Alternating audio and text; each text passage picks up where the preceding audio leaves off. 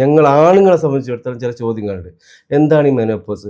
Menopause കഴിഞ്ഞാൽ എന്താണ് സംഭവിക്കുന്നത്? ഈ ചോദ്യങ്ങളുണ്ട്. ഇത് കൂടാതെ എന്നെ അത്ഭുതപ്പെടുത്തിയ വേറൊരു കാര്യം, പല പെണ്ണുങ്ങളടുത്ത് ഞാൻ കേട്ടതാണ്, മെനോപോസ് കഴിഞ്ഞാൽ ആ പെണ്ണിന് പിന്നെ പ്രണയിക്കാൻ പറ്റൂല, ആ പെണ്ണിന് സെക്സ് ചെയ്യാൻ പറ്റൂല. മോഡേൺ മെഡിസിൻ ഡോക്ടേഴ്സിൻ്റെ ഭാഗത്തു നിന്ന് ഈ വിഷയത്തിൽ പല കാര്യങ്ങളും നമ്മൾ കുറച്ചൊക്കെ കേട്ടിട്ടുണ്ട്. ആയുർവേദ ഡോക്ടർ എന്നുള്ള നിലക്ക്, ഒരു സ്ത്രീ എന്ന നിലക്ക് നിങ്ങൾക്ക് എന്താണ് ഈ മെനോപോസിനെ കുറിച്ച് പറയാനുള്ളത്? ആർത്തവം വന്നിട്ടുണ്ടോ, ആർത്തവം അവസാനിക്കുകയും ചെയ്യും. കുറച്ച് മുന്നേ ഉള്ള കാലഘട്ടത്തിൽ 50, 55, 56 വയസ്സ് വരെയൊക്കെ കഴിഞ്ഞിട്ടാണ് ആർത്തവം വിരമിക്കുന്നത്. 50 വയസ്സ് വരെയൊക്കെ സ്ത്രീകൾ പ്രസവിക്കുകയും ചെയ്യും. അപ്പോൾ ഇന്നത്തെ കാലത്ത് അത് ഏജ് കുറച്ചും കൂടി മുന്നിലോട്ട് വന്നേക്കാണ് ചെയ്തിട്ടുള്ളത്. പക്ഷേ കുറച്ച് മുന്നത്തെ കാലഘട്ടത്തിൽ മോർട്ടാലിറ്റി റേറ്റ് അഥവാ ഒരാളുടെ ആയുസ് എന്ന് പറഞ്ഞിട്ടുള്ളത് 60, 65 വരെ ഉണ്ടായിരുന്നുള്ളൂ. പക്ഷെ ഇന്ന് അത് കുറച്ചുകൂടി മുന്നോട്ടായിട്ടുണ്ട്. അപ്പോൾ ആർത്തവം വിരമിക്കേണ്ട ഒരു പ്രായം 55, 56 നിൽക്കേണ്ട സിറ്റുവേഷനിൽ നമുക്ക് വരുന്ന പേഷ്യൻസ് 40 ആർത്തവം വിരമിക്കുന്നവരാണ്. നേരത്തെ ആർത്തവം വിരമിച്ചിട്ടുണ്ടെങ്കിൽ അതിനനുസരിച്ചുള്ളൊരു ഹോർമോൺ വ്യതിയാനങ്ങൾ അവരുടെ ശരീരത്തിൽ വരുന്നുണ്ട്. ആർത്തവം വിരമിച്ചോ ഈസ്ട്രജൻ ഇല്ല. ഈസ്ട്രജൻ ഇല്ലെങ്കിൽ ഈ പറഞ്ഞ പ്രേമം അവിടെ ഇല്ല. അപ്പം അത് ഒരു സ്ത്രീയെ പോലെ തന്നെ അവളുടെ ഹസ്ബൻഡ് അത് കറക്റ്റായിട്ട് അറിഞ്ഞിരിക്കുക തന്നെ വേണം. പിന്നെ ഒരു കുറച്ചുകൂടി നേരത്തെ ആർത്തവം വിരമിക്കുക എന്ന് പറഞ്ഞിട്ടുണ്ടെങ്കിൽ അത് ഭയങ്കര കോമൺ ആക്കി കളയരുത്. ഒരു 40 അതൊന്നും ആർത്തവം വിരമിക്കേണ്ട ഒരു ഏജ് അല്ല. 45, 46, ഒരു 50 വരെയൊക്കെ ആർത്തവം ഉണ്ടായാൽ മാത്രമേ ആ സ്ത്രീ ഭയങ്കര ഹെൽത്തി ആവുള്ളൂ. ഇപ്പം ഒരു 40 കഴിഞ്ഞിട്ട് ഫൈബ്രോയിഡ് വന്നിട്ടുണ്ടെങ്കിൽ കുട്ടികളും എല്ലാം ആയില്ലേ, ഇനിയിപ്പോൾ ആ യൂട്രസ് നമുക്ക് ഹിസ്റ്ററക്ടമി ചെയ്ത് കളയാം. ഹിസ്റ്ററക്ടമി ചെയ്താലും ഈസ്ട്രജൻ ഹോർമോൺ ഇല്ല. ഓവറി അവിടെ നിർത്തിയിട്ട് യൂട്രസ് മാത്രം എടുത്ത് കളയുന്നുണ്ട്. ഈ ഓവറിയാണ് ഈ ഹോർമോൺ ഉൽപ്പാദിപ്പിക്കുന്ന സ്ഥലം. അപ്പോൾ ഈ ഓവറിയിൽ നിന്ന് വരുന്ന ഹോർമോണാണ് ഈസ്ട്രജൻ. ഈസ്ട്രജൻ കുറയുന്നതിനനുസരിച്ചിട്ട് പ്രേമം മാത്രമല്ല ഇല്ലാണ്ടാവുന്നത്, അവർക്കൊരു ചൂട്, സഹിക്കാൻ കഴിയാത്തൊരു ചൂട് വരുന്നുണ്ട്. അത് പാവങ്ങൾ അതുമായിട്ട് ഭയങ്കരമായിട്ട് ബുദ്ധിമുട്ടാണ്. അതിനൊക്കെ കൃത്യമായിട്ട് ആയുർവേദ ചികിത്സ ഉണ്ട്.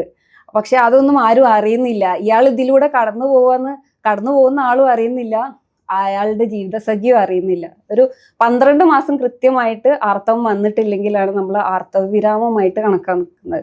അപ്പൊ അത് കുറച്ചുകൂടി നേരത്തെ ഉള്ള ഏജിലാണ് വരുന്നതെങ്കിൽ ഒരു 38, 36 അങ്ങനത്തെ ഏജൊക്കെ ആണെങ്കിൽ മരുന്ന് കൊടുത്തിട്ട് കുറച്ചും കൂടി നമുക്ക് ആർത്തവം നിലനിർത്തി കൊണ്ടുപോകാൻ പറ്റാറുണ്ട്. അണ്ടത്തിന്റെ എണ്ണം ചെറുപ്പത്തിൽ തന്നെ നിർണ്ണയിക്കപ്പെടുന്നുണ്ടോ?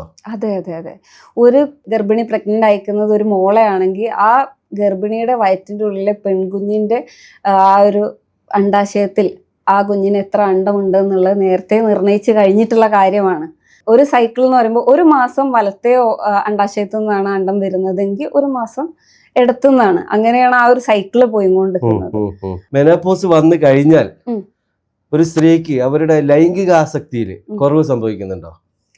ലൈംഗിക ആസക്തിയിൽ കുറവ് എന്നുള്ളതിനേക്കാൾ ഉപരി ഇവര് ഹോട്ട് ഫ്ലഷ് എന്നാണ് അതിന് പറയാ. ഭയങ്കര ചൂട് സഹിക്കാൻ പറ്റാതിരിക്കുക. ഇതൊക്കെ ആ ഒരു ഹോർമോണൽ വ്യതിയാനങ്ങൾ വരുമ്പോൾ ഉണ്ടാവുന്ന കാര്യങ്ങൾ. അത് നിങ്ങൾ നേരത്തെ പറഞ്ഞ ഒരു 1 ഇയർ പീരീഡിലാണല്ലോ, അതിനുശേഷം ഇങ്ങനെ 1 ഇയർ പീരീഡ് കഴിഞ്ഞാലും അതിനോട് അഡാപ്റ്റ് ആവുകയാണ് ചെയ്യേണ്ടത് ബോഡി. ചിലർക്ക് ആ അഡാപ്റ്റേഷൻ കുറച്ചും കൂടി സമയം എടുക്കും. അതിനാണ് ആയുർവേദ മരുന്ന് ഒരുപാട് സഹായിക്കുന്നത്. ഈ പുറമേയുള്ള ചൂടിന് പുറമെ അവർക്ക് വെജൈന ഭാഗത്തും ഈ ഒരു പുകച്ചിൽ കാര്യങ്ങൾ അനുഭവപ്പെടും. അതുകൊണ്ടാണ് അപ്പോൾ ആ ഒരു പുകച്ചിൽ ഈ ഒരു ബന്ധപ്പെടുന്ന സമയത്തൊക്കെ അവർക്ക് ഒരുപാട് ബുദ്ധിമുട്ട് അവരനുഭവപ്പെടുന്നുണ്ട്. അതുകൊണ്ടാണ് അവർ ആ ഒരു ഇൻട്രസ്റ്റ് കാണിക്കാതിരിക്കുന്നത്. ഡോക്ടർ പറഞ്ഞു മെനോപോസ് മുമ്പ് 50 വയസ്സ് അല്ലെങ്കിൽ കുറച്ചുകൂടെ അപ്പുറത്ത് വന്നുകൊണ്ടിരുന്നൊരു മെനോപോസ് ഇപ്പോൾ നമ്മുടെ ആയുർദൈർഘ്യം കൂടിയിട്ട് പോലും ഇത് പിറകിലോട്ടാണ് സഞ്ചരിക്കുന്നത്. 40 വയസ്സിലൊക്കെ മെനോപോസ് വരുന്നൊക്കെ പറഞ്ഞു. ഇങ്ങനെ ഒരു പ്രോബ്ലത്തെ അഡ്രസ്സ് ചെയ്യാൻ ആയുർവേദത്തിന് മുമ്പിൽ എന്തെങ്കിലും പരിഹാരങ്ങളുണ്ടോ? ഇപ്പോൾ ഞാൻ പറഞ്ഞല്ലോ നേരത്തെ അണ്ടം നിശ്ചയിച്ചിട്ടാണ് ഈ കുഞ്ഞ് വരുന്നത് എന്നുള്ളത്. അപ്പോൾ ഈ ഒരു സ്ത്രീയുടെ ശരീരത്തിൽ അണ്ടം ഉണ്ടെന്നുണ്ടെങ്കിൽ ആയുർവേദത്തിന് തീർച്ചയായിട്ടും അതിനെ റീസ്റ്റാർട്ട് ചെയ്യാൻ കഴിയും. പക്ഷേ ഓരോരുത്തർ ഇപ്പോൾ ഇന്നത്തെ കാലഘട്ടത്തിൽ നമ്മൾ ജീവിക്കുന്ന ജീവിതശൈലിയും കാര്യങ്ങളും കൊണ്ട് ഒരുപാട് ബുദ്ധിമുട്ടുകൾ. ഈ ഓവറിയും സ്ട്രെസ്ഡ് ഔട്ടാണ്, യൂട്രസും സ്ട്രെസ്ഡ് ഔട്ടാണ്. എൻഡോമെട്രിയോസിസ്, അഡിനോമയോസിസ്, ഈ PCOS നമ്മൾ ഒരിക്കലും കല്യാണം കഴിക്കാത്ത ഒരാൾക്ക് മാത്രം വരുന്നതല്ല, കുഞ്ഞുങ്ങൾ ഉണ്ടാവാത്ത ഒരാൾക്ക് മാത്രം വരുന്നതല്ല. കുഞ്ഞുങ്ങൾ ഉണ്ടായ ശേഷവും PCOS വരുന്നു. PCOD ഒക്കെ വന്ന ആ ഒരു സമയത്ത് ഓവറിന്ന് ഓം ഡെവലപ്പായിട്ട് ഓവുലേഷൻ ഓവുലേഷൻ എന്ന് പറഞ്ഞിട്ടുണ്ടെങ്കിൽ അണ്ടം പുറത്ത് വരുന്ന ആ ഒരു പ്രക്രിയക്ക് പറയുന്നതാണ്. ഓവുലേഷൻ ആവാതെ അത് അതിൻ്റെ അകത്ത് തന്നെ നിൽക്കുകയാണ്. ഇങ്ങനത്തെ കുറെ സമ്മർദ്ദത്തിൽ നിൽക്കുന്ന ഓവറി ആവുമ്പോഴാണ് കുറച്ചുകൂടി നേരത്തെ മെനോപോസ് ആവുന്നത്. അപ്പം ഒരു ക്വാളിറ്റി ഉള്ള അണ്ടം അതിനകത്തുണ്ടെങ്കിൽ നമുക്ക് വീണ്ടും ഈ ഒരു പ്രോസസ്സിനെ സ്റ്റാർട്ട് ചെയ്തിട്ട് ഈ അണ്ടം അവസാനിക്കുന്നത് വരെ നമുക്ക് ഈ ഒരു മെനോപോസ് കുറച്ചും കൂടി എക്സ്റ്റെൻഡ് ചെയ്യാം. മെനോപോസ് എക്സ്റ്റെൻഡ് ആവുക എന്ന് പറഞ്ഞിട്ടുണ്ടെങ്കിൽ ആ സ്ത്രീക്ക് നമ്മൾ കുറച്ചും കൂടി ഒരു ക്വാളിറ്റി ലൈഫ് കൊടുക്കുക എന്നുള്ളതാണ്. ചിലർ പെട്ടെന്ന് അഡാപ്റ്റ് ആവും, പക്ഷെ ചിലർക്ക് ഈ പറഞ്ഞ ഹോട്ട് ഫ്ലഷ്, പുകച്ചില് കാര്യങ്ങളൊക്കെ ഉണ്ടാകുമ്പോൾ അവർ ഒരുപാട് ബുദ്ധിമുട്ടും. ഇതിനൊരിക്കലും ചികിത്സ ഇല്ലാത്തൊരു സിറ്റുവേഷൻ ഇല്ല. നമ്മുടെ ആയുർവേദത്തിൽ കൃത്യമായിട്ട് മരുന്നുകളും പറഞ്ഞിട്ടുണ്ട്. ഈ ഒരു സിറ്റുവേഷനിലൂടെ കടന്നു പോകുന്നവർക്ക് ആ ഒരു ലോക്കലി കുറച്ച് ട്രീറ്റ്മെന്റ് ഉണ്ട്. എവിടെയാണോ ചിലർക്ക് ആ ഒരു വെജൈന ഭാഗത്താവും പുകച്ചിൽ കൂടുതലായിട്ടുണ്ടാവുക, അപ്പോൾ ആ ഭാഗത്ത് ചെയ്യേണ്ട കുറച്ച് ട്രീറ്റ്മെന്റും കാര്യങ്ങളൊക്കെ ഉണ്ട്. അപ്പോൾ ആ പുകച്ചിലിനും മാറ്റം വരും. ഈ ഹോർമോണൽ ഇംബാലൻസിനെയൊക്കെ കോമ്പൻസേറ്റ് ചെയ്യാൻ നമുക്ക് മെഡിസിൻസ് ഉണ്ട്. അപ്പോൾ അതിലൂടെ നമുക്ക് അവരുടെ ക്വാളിറ്റി ഓഫ് ലൈഫ് ഒന്നുകൂടി ഇമ്പ്രൂവ് ചെയ്യാൻ കഴിയും. ഇതുപോലെ നമ്മളുടെ പിന്നെ ചൈൽഡ്ഹുഡ് കഴിഞ്ഞു, ടീനേജ് കഴിഞ്ഞു, പിന്നെ പഠിപ്പിൻ്റെ സ്ട്രെസ്സായി, കോളേജിൽ പോകുന്നു, യാത്ര ചെയ്യുന്നു, ജോലി ചെയ്യുന്നു, ഇതിൻ്റെ കല്യാണം കഴിയുന്നു, പിന്നെ പ്രസവിക്കുന്നു. ഈ ഒരു കുറേ കാലത്തിന് ശേഷമാണ് നമ്മൾ നമ്മുടെ ഹെൽത്തിനെ കുറിച്ച് ബോധേടാകുന്നത്. അപ്പോൾ എൻ്റെ കൂട്ടത്തിലുള്ള സ്ത്രീ സുഹൃത്തുക്കളൊക്കെ വെറീഡാന്ന് കണ്ടിട്ട് ഞങ്ങളുടെ മെനോപോസ് നേരത്തെ വരുമോ? കാരണം ഇവർ മെനോപോസിന് ആ ഭയത്തോടു കൂടിയാണ് കാണുന്നത്. മെനോപോസ് വന്നു കഴിഞ്ഞാൽ പിന്നെ സ്ത്രീയല്ല, ശരിക്കുമുള്ള സ്ത്രീ അല്ലാതെ തോന്നലൊക്കെ ഇവർക്ക് പലരും പ്രകടിപ്പിക്കുന്നത് കണ്ടിട്ടുണ്ട്. ചോദ്യം ഇതാണ്, ഇങ്ങനെ ഓടിത്തളർന്ന് നിൽക്കുന്ന ഒരു സ്ത്രീ, ഇപ്പോൾ ഒരു 30-35 വയസ്സിൽ നിൽക്കുന്ന അല്ലെങ്കിൽ 40 വയസ്സിൽ നിൽക്കുന്ന ഒരു സ്ത്രീ, ഇത് പെട്ടെന്ന് വരാതിരിക്കാൻ എന്തെങ്കിലും പ്രിക്കോഷൻ ചെയ്യാനുണ്ടോ? എന്ന് വെച്ചാൽ ഭക്ഷണത്തിൽ, മരുന്നിൽ, മറ്റെന്തെങ്കിലും കാര്യത്തിൽ, വ്യായാമത്തിൽ, ഏതെങ്കിലും കാര്യത്തിൽ ഈ മെനോപോസ് നേരത്തെ ആവാതിരിക്കാൻ എന്തെങ്കിലും ഒരു മുൻകരുതൽ എടുക്കേണ്ടതുണ്ടോ? അപ്പോൾ ഇങ്ങനത്തെ ടെൻഷനും കാര്യങ്ങളും ഉള്ളവർ എങ്ങനെ വന്നാലും ഒരു ആയുർവേദ ഡോക്ടറെ കൺസൾട്ട് ചെയ്യാം. Remedies there.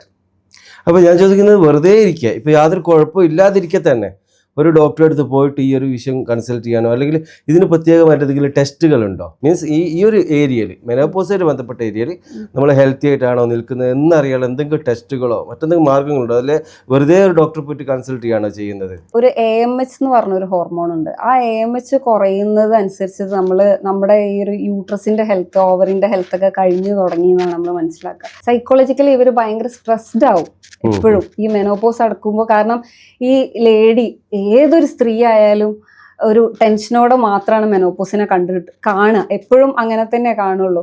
കാരണം ഇതൊരു ഹോർമോണൽ ഇംബാലൻസ് ആണ്. ഇവരെപ്പോഴും സ്ട്രെസ്ഡ് ആണ്.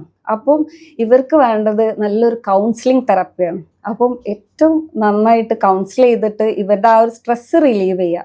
അതിന് കുറേ യോഗ ആയിട്ട് റിലേറ്റ് ചെയ്തിട്ട് കുറേ എക്സസൈസും കാര്യങ്ങളും എല്ലാം ഉണ്ട്. അവരുടെ ആ സ്ട്രെസ് കുറച്ചാൽ തന്നെ കുറേ കൂടി സ്ട്രെസ് ഓവർകം ആയിട്ടില്ല എന്നുണ്ടെങ്കിൽ ഇതിപ്പോൾ 2 വർഷം കഴിഞ്ഞിട്ടാവേണ്ടത് ചിലപ്പോൾ നേരത്തെ ആയി എന്നും വരും. ഈ സ്ട്രെസ് ഒരു മെയിൻ ഫാക്ടറാണ്. അപ്പോൾ നമ്മളൊരു നല്ലൊരു ഡോക്ടറെ കൺസൾട്ട് ചെയ്തിട്ട് നല്ലൊരു കൗൺസിലിംഗ്, അതിൻ്റെ കൂടെ തന്നെ വേറെ അസോസിയേറ്റ് ആയിട്ട് എന്തെങ്കിലും സിംറ്റംസ് ഉണ്ടാവും. കാരണം എപ്പോഴും എല്ലാവരും കംപ്ലീറ്റ് ഓപ്പൺ അപ്പ് ആവില്ല. അപ്പോൾ നമ്മളെടുത്ത് പേഷ്യൻസ് വരുമ്പോഴന്നെ മെനോപോസിൻ്റെ കാര്യം അവർ പറയില്ല. മുട്ടുവേദന ആയിട്ടാവും വന്നിട്ടുണ്ടാവും. മുട്ടുവേദന വരും, ഈസ്ട്രജൻ കുറയുമ്പം അത് ഫസ്റ്റ് വരുന്നത് മുട്ടുവേദനയാണ്. ബാക്കിയെല്ലാം ഇവർ സപ്രസ് ചെയ്യും. പിന്നെ നമ്മൾ ഓരോന്ന് ചോദിക്കുമ്പോഴാണ് പേഷ്യൻസ് തന്നെ ഓരോരോ ഭയങ്കര മടിയാണ് അവർക്ക് പറയാൻ. ഈ ചുട്ടുപൊകച്ചിലും കാര്യങ്ങളൊക്കെ പറയും. നമ്മൾ ഒരു ഹസ്ബൻഡ് വൈഫ് റിലേഷൻ എങ്ങനെയാണ് വെച്ചാൽ അതിപ്പോൾ എന്താ, അതൊന്നും കാര്യമാക്കണ്ടല്ലോ എന്നുള്ളൊരു. പക്ഷേ ഇവരെ ഈ റിലേഷൻ നമുക്ക് കുറച്ചും കൂടി ബെറ്റർ ആക്കാൻ പറ്റും. ഈ ഒരു ലേഡി കാമാണ്, ഓക്കെ ആണെന്നുണ്ടെങ്കിൽ എപ്പോഴും ഒരു റിലേഷൻ എപ്പോഴും സക്സസ്സേ ആവുള്ളൂ. ഈ സ്ട്രെസ്സും സ്ട്രെയിനൊക്കെ മെനോപോസിനെ ബാധിക്കുന്നുണ്ടെങ്കിൽ തൊഴിലെടുക്കുന്ന സ്ത്രീകളും തൊഴിലെടുക്കാത്ത സ്ത്രീകൾ, ഇപ്പോൾ തൊഴിലെടുക്കുന്ന സ്ത്രീകൾ കൂടുതലാണ്, അവർക്ക് നേരത്തെ മെനോപോസ് വരുന്ന അങ്ങനെ വല്ല എന്തെങ്കിലും ശ്രദ്ധയപ്പെട്ടിട്ടുണ്ടോ? അവരുടെ ഫുഡ്, അവരുടെ ശീലങ്ങൾ. കാരണം ഉറപ്പായിട്ടും തൊഴിലിന് പോകുന്ന ഒരു സ്ത്രീയെ സംബന്ധിച്ചിടത്തോളം ഒരു വീട്ടിലിരിക്കുന്ന സ്ത്രീയെ പോലെ അത്ര ക്രമത്തിൽ ഇതൊന്നും സാധ്യമല്ല. അപ്പം ഇങ്ങനെ എന്തെങ്കിലും നോട്ട് ചെയ്തിട്ടുണ്ടോ? ഇപ്പം തൊഴിലുള്ള സ്ത്രീകൾ, തൊഴിലില്ലാത്ത സ്ത്രീകൾ എന്ന് പറഞ്ഞല്ലോ. യഥാർത്ഥത്തിൽ ജോലിയുടെ സ്വഭാവം എങ്ങനെ ഇരിക്കുന്നത് എന്നുള്ളതിനെ ഡിപ്പെൻഡ് ചെയ്തിരിക്കും കുറേ കാര്യങ്ങൾ. ഒരു കായികാധ്വാനമുള്ള ജോലിയാണെങ്കിൽ അവർക്ക് കുറച്ചും കൂടി ഈസിയാണ് കാര്യങ്ങളൊക്കെ. അതില്ലാത്ത മാനസിക സമ്മർദ്ദം ചെലുത്തുന്ന ജോലിയാണെങ്കിൽ അതിനായിട്ടുള്ള ഒരു ബ്രേക്ക് അവർ കണ്ടെത്തണം.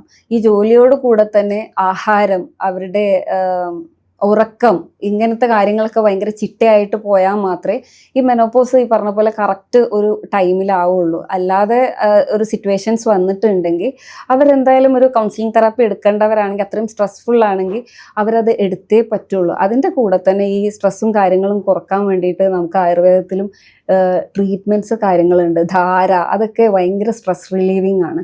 എപ്പോഴും ഈ സ്ത്രീകളുണ്ട്, സ്ട്രെസ് ഉണ്ടോ അവരത് അങ്ങനെ കൊണ്ട് നടക്കും, ആരെടുത്തും അത് പറയില്ല, അത് ഷെയർ ചെയ്യില്ല. വൺസ് നമ്മളൊരു കാര്യം ഷെയർ ചെയ്തിട്ടുണ്ടെങ്കിൽ it is half of it എന്നാണ് പറയുക.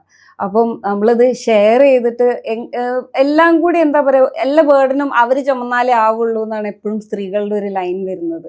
അപ്പം ഇന്നിപ്പോൾ വീട്ടിലിരിക്കുന്ന സ്ത്രീകളാണെങ്കിലും അവർക്ക് കായികമായിട്ടുള്ള അവർ വീട്ടിൽ കാര്യങ്ങളൊക്കെ ചെയ്യുന്നുണ്ടെങ്കിലും കൂടി സ്ട്രെസ് അവിടെയും ഉണ്ട്.